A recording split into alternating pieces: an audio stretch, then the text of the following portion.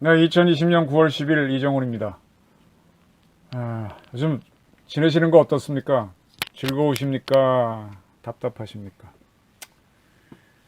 그래도 밝게 사시는 게 훨씬 좋죠. 세상 망하는 것도 아니고, 또 사는 것 자체가 일반적으로 머들스루, 갯벌 통과하기, 진흙밭 통과하기니까요.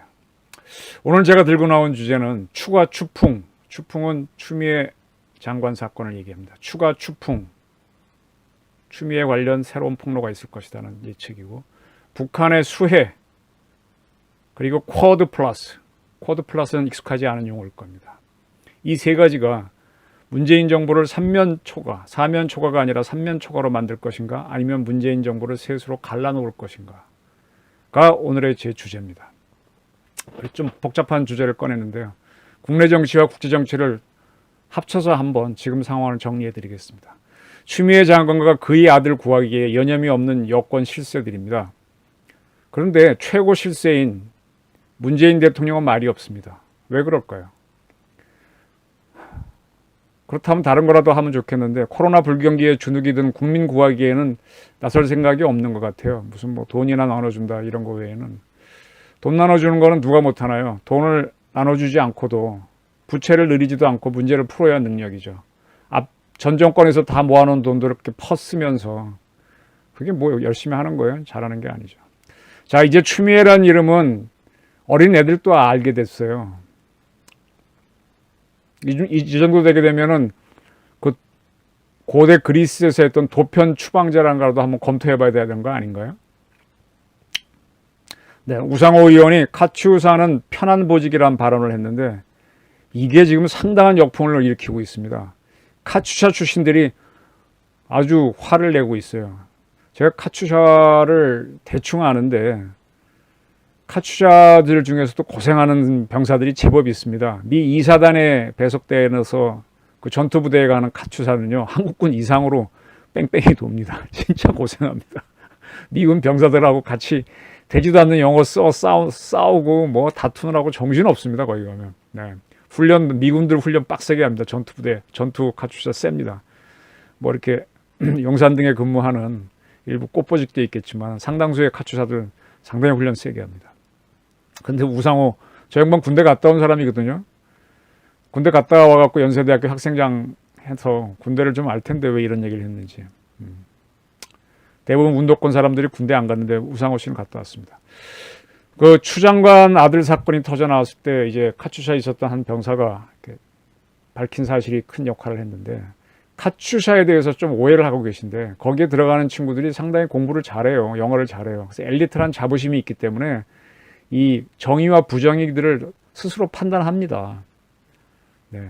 근데 이번에 우상호 씨가 저런 발언을 했기 때문에 어떤 카츄샤들이 자기 자존심을 건드렸다고 해서 일어날지도 모릅니다. 새로운 폭로가 나올 가능성이 있습니다.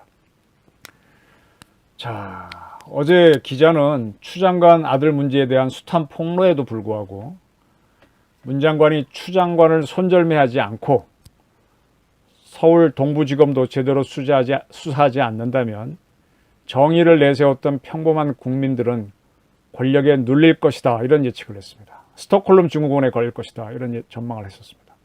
윤미향 정의원의 부정부패 사건, 월성 1호기 수익 조작 게이트 사건, 이거를 이제 감사원이 조사했는데 발표 못하게 하고 있죠. 채널A 기자를 구속해버린 언론 공작 사건, 박원순 변사 사건 제대로 밝히지 않았죠. 이런 것에 이어갖고 추 장관 사건까지도 유야무야하면 대한민국과 대한민국 국민들은 권력 예찬자로 변할 수도 있습니다. 강한 권력 앞에 정의를 수구린 표변은 대한민국만이 하는 건 아닙니다. 1815년 나폴레옹이 엘바섬에 갇혀 있다가 탈출했습니다.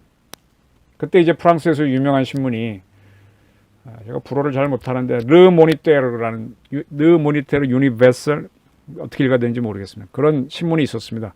프랑스 대혁명 때 시민군을 굉장히 옹호해서 프랑스 최대 일간지가 된 신문인데, 그 신문이 엘바섬을 탈출한 프랑스 사건을 20일 제목을 여러 차례 바꿨습니다. 20일 지난 다음에 이제 엘바섬을 탈출한 나폴레옹이 파리에 입성하게 되니까요. 3월 9일에는 불어이기 때문에 제가 번역에 자신이 없는데 식인귀, 사람 잡아먹는 귀신이죠. 소굴에서 탈출했다. 이런 제목을 일면 톡으로 뽑았고 3월 10일에는 코르시카의 도깨비, 나폴레옹이 그 이탈리아 반도하고 프랑스 남부 사이에 있는 코르시카 섬 출신이거든요.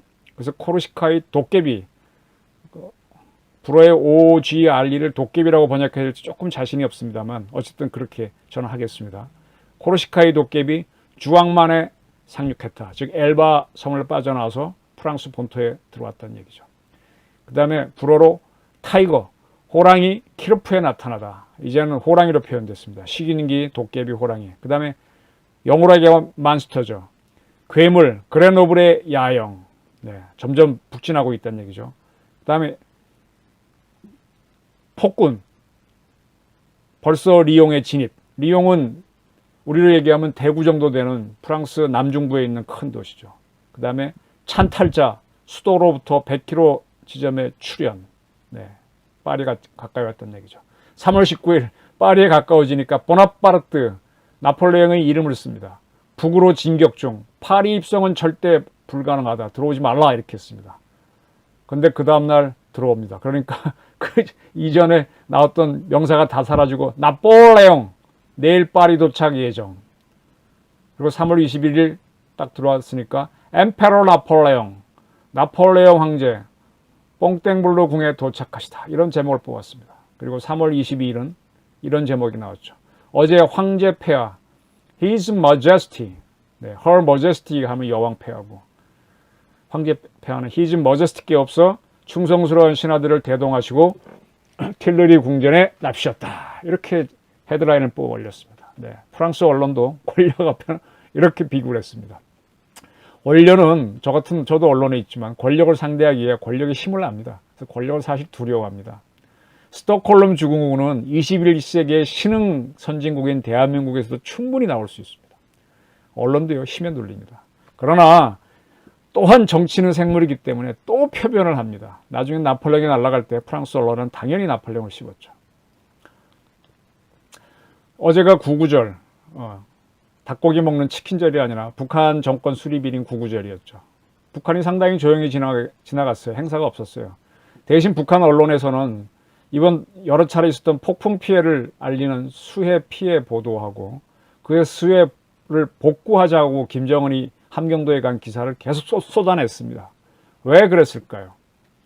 여기서부터는 해석입니다. 북한 애들은 구체적인 설명은 안 해줘요. 근데 북한을 한참 들여다본 사람들은 그 뜻을 알지요. 그분들은 어떻게 해석하는가 하면 이게 문재인 정권을 향한 신호다 이렇게 해석합니다. 무슨 얘기인가 하면요. 지금 유엔이 대북 제재를 하고 있고 미국도 자체적으로 법을 만들어 북한 제재를 하고 있습니다. 근데 그 두 제재에서 인도적 제재는 제재하지 않고 있습니다.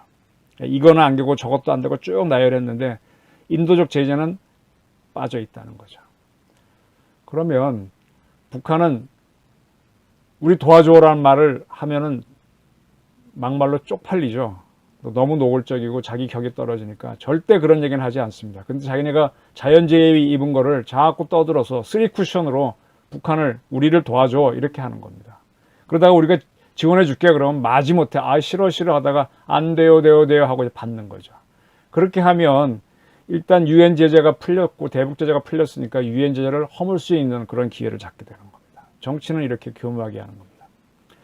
북한이 이런 짓을 할 수 있는 거는요. 이런 주장이 있었기 때문이기도 합니다. 8월 26일 헤리티지 재단 미국에 상당히 보수적인 싱크탱크로 알려져 있죠. 거기에 브루스 클링너 연구원이 자기네 재단 홈페이지에 경제적 압박의 퍼펙트 스톰에 직면한 북한이라는 보고서를 올렸어요.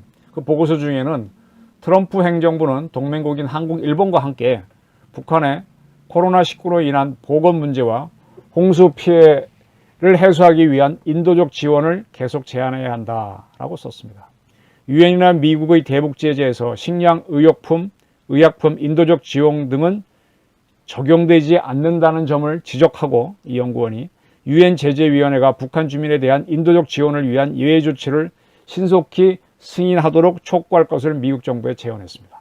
그러나 이 연구원은 비핵화 협상 진전을 유도하기 위해 유엔과 미국의 제재를 완화하자는 권고에는 저항해야 한다. 그건 아니다.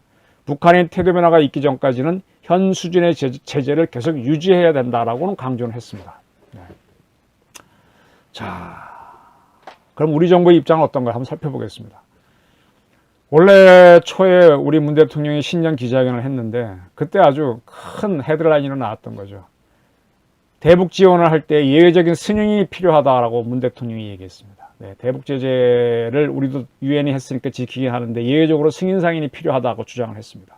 그리고 작년에 통일부 장관이었던 김현철 씨는 남북 철도 연결은 유엔이 대북 제재에서 예외로 해야 된다는 거 되도록 추진하겠다 이런 얘기도 했습니다. 물론 안 됐죠. 2018년에는 우리 정부에서 남북군 사이의 통신선 연결을 위한 물자를 북한에 보내는 것을 예외로 추진한 바도 있습니다. 네, 이렇게 북한에 뭘 보내고 싶어서 유엔 제재의 예외를 만들려고 길을 썼던 게 문재인 정권인데 지금 북한이 큰 수혜를 입었다고 저렇게 보도를 하는데 날 보러 와요. 날 좀 봐주세요. 그런데 문재인 정부는 아주 조용합니다. 왜? 저렇게 대북 지원을 노래해온 이인영 통일부 장관이 있는데 희한한 일이 벌어지고 있습니다. 왜 그럴까요? 제가 풀어가겠습니다. 추미애 사태로 지금 우리 국민들은 북한 문제, 국제 정세를 지금 놓치고 계십니다. 이걸 보지 않으면 우리가 또 깜짝 놀라서 항상 정보가 부족해서 깜짝 놀라는데 정보를 한쪽만 구하면 안 됩니다. 요즘 한미 관계에서 가장 중요한 이슈는요. 쿼드 플러스입니다. 쿼드 플러스. 아까 제목에서 말씀드렸는데 참 어렵죠. 쿼드. 영어의 상당수의 영어의 뿌리가 이제 라틴어인데 라틴어에서 숫자를 나타내는 접두사가 있죠. 제가 몇 차례 미국과 소련이 냉전을 할 때는 바이폴라 시스템, 양극 체제. 그때 바이가 양, 두 개란 뜻이죠. 그다음에 미국이 소련이 무너지고 냉전이 종식된다면 유니폴라 시스템, 단극 체제라는 표현을 썼는데 라틴어에서 유니는 단, 하나란 뜻이고 바이는 투, 두 개란 뜻이고 그다음에 우리가 트라이앵글이라고 얘기 많이 하잖아요. 애기들 갖고 노는 이런 악기. 삼각형이잖아요. 트라이가 바로 3이잖아요. 3, 셋. 4는 뭡니까? 라틴어에서 쿼드, QUAD입니다. 쿼드. 네. 쿼드 플러스는 넷 더하기란 뜻입니다. 조금 더 나가겠습니다. 미국의 국방부 건물을 뭐라 그래요? 펜타콘이라고 그러죠. 펜타콘. 펜타가 뭐예요? 그 건물이 밖에서 보면 오각형입니다. 오각형. 펜타는 5이고요. 헥사는 많이 아시죠? 육각 6이 6이고요. 육각정 그걸 뭐 헥사라고 표현하죠. 그럼 우리나라가 개룡대는 미국의 펜타곤을 본따 갖고 우리는 팔각정이 많으니까 팔각형으로 졌습니다. 원형에 가까운 팔각형이죠. 그래서 우리는 영어로 얘기할 때는 옥타콘이라고 얘기합니다. 그 7은 라틴어로 뭐라 그러는지 모르겠어요. 9도 잘 생각이 안 나네요. 근데 10은 데카라 그럽니다. 데카. 디케이드 영어로 10년을 디케이드라 그러지 않습니까? 네. 이건 이제 이런 설명을 드린 거는 쿼드 플러스가 뭔가 하면 쿼드 넷에다가 뭐를 더해서 뭐 하겠다 이런 뜻입니다. 현재 미국과 일본이 중국 압박을 하기 위해서 펼치고 있는 북한도 압박 포함됩니다. 외교 안보 전략이 인도 태평양 전략입니다. 이걸 FOIP라 그럽니다.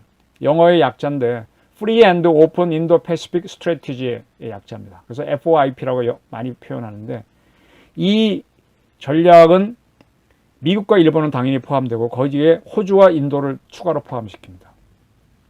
이 네 나라를 아베 이번에 사임을 밝힌 총리가 2012년 2월 27일 미국의 프로젝트 신디케이트라고 하는 언론 잡지가 있는데 거기에 아시아의 민주주의적 안보 다이아몬드라는 제목의 글을 실은 적이 있어요. 거기서 이 네 나라를 안보 다이아몬드로 표현한 적이 있습니다. 미국, 일본, 호주, 인도를. 그 FOIP, 인도-패시픽 전략은 일본이 먼저 추진한 거고 미국이 따라온 겁니다. 이를 이제 트럼프 정부에서 국가안보 보좌관을 했던 존 볼튼이 받아서 쿼드, 이 네 나라를 쿼드로 표현한 적이 있습니다. 쿼드, QUAD로 표현한 적이 있습니다. 그래서 그 다음부터는 이제 미국에서는 다이아몬드라는 표현 말고 쿼드, 인도태평양 전략을 하는 나라를 쿼드로 표현합니다. 지금 인도하고 중국 사이 국경이 히말라야 지역인데 거기서 인도군하고 중국군이 대치하고 있습니다. 왜 싸웁니까? 인도가 바로 쿼드의 일원으로 미국, 일본과 함께 중국의 대치하고 반대하기 때문입니다. 네. 쉽게 얘기하면 쿼드는 미일 중심의 인도태평양 전략 FOIP를 확장한 겁니다. 여기에 호주와 인도를 참여시킨 겁니다. 뭐 이런 설명을 그렇게 쉽게 하냐고 얘기하시는데 이런 책이 있거든요. 1대1로와 인도태평양 전략, 한국 해로 연구에서 나온 책인데 이 책 중에 그 일본의 인도태평양 전략을 제가 논문을 썼기 때문에 제가 설명을 드릴 수 있는 겁니다. 네, 그렇습니다. 쿼드하고 제가 설명을 드렸습니다. 그럼 쿼드 플러스는 뭐냐? 지금은 그 네 나라에다가 더 세 나라를 더 추가시키려고 합니다. 그게 한국이고 뉴질랜드고 베트남입니다. 요즘에 베트남은 공산국가인데도 반중국가이기 때문에 참여시키려고 합니다. 그래서 중국이 주변국들을 친중정부로 만들기 위해서 1대1로 하고 있는데 완전히 막아버리자는 게 미국의 쿼드 플러스 전략입니다. 여기에 한국 들어오라는 거죠. 그게 한국이 들어갈까 말까가 지금 한미 간에 가장 외교적으로 중요한 문제라는 얘기입니다. 그리고 또 하나가 있습니다. 이건 아직 본격화되지 않았는데 여기 보면 38로스라고 북한의 핵시설을 많이 공개한 사이트를 아실 겁니다. 거기에 실린 글입니다. 지금 화면에 나오는지 모르겠는데 지금 미국이 영연방, 영국을 포함한 선진 연연방 네 나라와 정보 공유를 하고 있는 것은 잘 알려진 사실입니다. 미국이 누구랑 하나 하면 영국, 그 다음에 캐나다, 호주, 뉴질랜드, 영연방 네 나라죠. 그 다섯 나라가 다 영어를 쓰는 나라인데 정보를 공유하고 있습니다. 어떤 정보냐? 대중정보하고 대북한 정보입니다. 그래서 이 다섯 나라를 영어로 Five Eyes, 다섯 개의 눈으로 부릅니다. 오 안으로 부르고 있습니다. 근데 38로스에 최근에 어떤 글이 실렸는가 하면은 이 Five Eyes에다가 일본, 한국, 독일, 프랑스, 선진국에 잘 사는 나라들이죠. 이걸 참여시켜서 네 나라를 참여시켜서 나인 아이즈를 만들자라는 글이 올라왔습니다. 38로스에 이런 글이 뜨면은 조만간 미국의 국가 전략으로 채택할 가능성이 높습니다. 파이브 아이스는 금방 말씀드린 대로 대중, 대북한 정보 동맹인데 이제 여기에 한국, 독일, 프랑스, 일본이 들어오라고 할 가능성이 있습니다. 근데 현재까지 미국은 공식적으로 나인 아이스 문제는 한국에 꺼내지 않았지만 쿼드 플러스는 한국에 꺼냈습니다. 지금 우리 그 최종건 이번에 차관, 외교부 차관 된 친구가 미국에 가서 이런 문제를 논의한다는 보도가 지금 화면에 보이죠. 나온 적이 있습니다. 현재 문재인 정부는 쿼드 플러스가 반중국 동맹이라면서 가입을 회피하고 있습니다. 그러나 계속 회피하기는 어려울 것이라는 게 제 예측입니다. 이건 또 다른 뉴스입니다. 지금 환태평양 연합해군훈련인 림팩 훈련에 한국 해군의 이지스함하고 그 다음에 일반 구축함 또 잠수함이 갔다가 작전을 마치고 훈련 잘하고 돌아오는 길에 우리 그 작전 순양분대 돌아오는 길에 미국 해군하고 한번 작전 한번 하고 호주 해군하고 한번 작전하고 일본 해상자위대와도 같이 작전을 한번 하고 오고 있습니다. 이게 뭡니까? 이런 것들을 지금 국제정치학자들이나 국제정치학계에서는 한국이 쿼드 플러스에 참여하겠다는 간접적인 신호로 해석하고 있습니다. 한국과 미국은 군사동맹인데 동맹국이 요구하는 것을 한국이 계속 거부하기는 어려울 것이다. 이런 예측이 나오는 거죠. 자, 한국이 고민에 들어간 건 사실인 것 같습니다.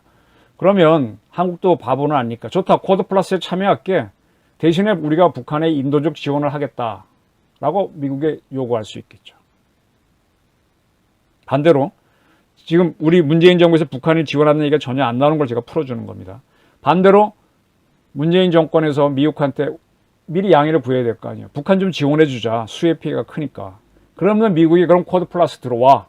이렇게 할 수도 있어요. 그 어느 게 득실인지 따져봐야 되잖아요. 수해 지원은 한 번이지만 쿼드 플러스는 한 번 들어가면 굉장히 오래 갈 수도 있고 한중 관계가 나빠질 수도 있으니까 선뜻 북한에 대한 지원을 못하는 거죠. 입도 뻥끗 못하는 거죠. 대북 지원을. 이인영 통일부 장관이 있음에도 불구하고. 좀 이해가 되십니까? 저도 요것까지는 모르겠습니다. 근데 제 상식으로는 지금 통일부, 국정원, 외교부 간에는 모종의 전략회담을 했을 걸로 보입니다. 쿼드 플러스 문제, 앞으로 다가올 나인 아이스 문제, 북한이 저렇게 온몸을 써가면서 김정은이가 통바지 입고 황해도에 가서 막 다 쓸려 내려가서 자갈밭이 된 데 가서 돌아다니면서 하나 보여주는 몸짓 신호를 보면서 우리 어떻게 하는 게 좋겠냐 회의를 할 것입니다. 그 이인영 씨가 그 얘기를 못하고 있는 건 바로 그런 뜻이죠.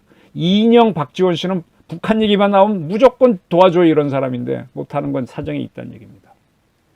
거꾸로 북한도 바보가 아닌 이상 미국이 쿼드 플러스에 한국 참여를 요구하는 건 다 알고 있어요. 보도가 나왔으니까 우리나라도. 또 나인아이스도 북한이 38로스를 얼마나 열심히 보겠습니까? 그러면 나인아이스하고 쿼드 플러스를 무력화시키기 위해서 교묘하게 대북 지원을 유도하기 위해서 저렇게 북한 언론에 북한이 큰 피해를 입었다. 우리는 별 피해 안 입었는데 이번 태풍 막상 크지 않았잖아요. 저렇게 좀 심하게 말하면 발광하는 쇼를 할 수도 있는 거죠. 이 머리는 모든 전략은 상상으로 하는 겁니다. 네. 자, 근데 이 추미애 파문이 이렇게 큰 판국에 문재인 정부에서 대북 지원을 걸어냈다가 국민들로부터 큰 역공을 받을 수 있죠. 비난받을 수 있으니까. 그래서도 말하지 못하는 것일 수도 있어요. 참, 그러니까 이게 제가 아까 말한 대로 지금 문정부가 삼면초가 상태고 자칫하면 셋으로 쪼개질 수도 있다는 위기에 맞았다는 게. 어제 이제 스톡홀름 증후군을 걱정했는데 그거 반대일 수도 있다는 얘기입니다. 자, 북한이라면 무조건 달라가 있는 이인영 통일, 박지원 국정 콤비가 꼼짝 못하고 있는 거는 쿼드 플러스에 이어 나인아이스 참여를 미국이 요구하면 어쩔래 하는 것에 대한 해법을 문정부가 찾지 못했다. 또 그걸 북한을 하자고 했을 때 추장관 사태에 지금 경로에 있는 언론이 어떻게 나올지 모르기 때문에 못한 것일 수도 있다. 그리고 더 크게 본 거는 미국의 눈에 완전히 벗어나게 되면 문정부는요, 한순간에 날아갈 수도 있다는 걸 이들도 압니다. 엘바섬을 탈출한 나폴레옹에 대한 프랑스 언론의 표현이 박힌 것처럼 문재인 정권에 포함되어 있는 386 주사파들도요, 미국 상대하면서 미국의 힘을 압니다. 저도 기자하면서 알았듯이. 그리고 서서히 두려움을 느끼고 있을 겁니다. 자, 지금 문재인 정부는 쿼드 플러스에 참여하는 미국의 러브콜, 북한의 수재 지원을 해달라고 하는 북한의 신호사에서 고민하고 있는 걸로 보입니다. 그런데 우상호 같은 이런 사람들이 참 좀 가볍게 카츄샤들을 자극하는 발언을 했어요. 이렇게 되면 새로운 폭로가 나오게 되죠. 네. 추 장관이 계속 버티고 이렇게 되면 추 장관 아들 문제에 대해서 새로운 폭로가 나올 것이라는 지금 이야기가 떠돌고 있습니다. 추 씨 아들, 추 장관의 아들의 병인 무릎 추벽 증후군이 어떤 병이다. 그리고 거기에 대해서 그 군의관인가 누군가가 소견 붙인 건 이미 공개됐죠. 그럼 보시면 여러분, 뭐 이래 이 정도일 겁니다. 의학적 판단은 나와 있습니다. 근데 이거를 제대로 알리지 않은 세력하고 과장해서 유리하게 알리지 않은 세력이 충돌하고 있어서 조금 헷갈릴 뿐이죠. 국민들은 정리가 안 될 뿐입니다. 네. 그 병을 치료하기 위해서 휴가, 병가 뭐 냈다가 하는 와중에 추 장관 아들이 다른 것 행동을 했으면 어떻게 될까요? 네. 더 이상 말 안 하겠습니다.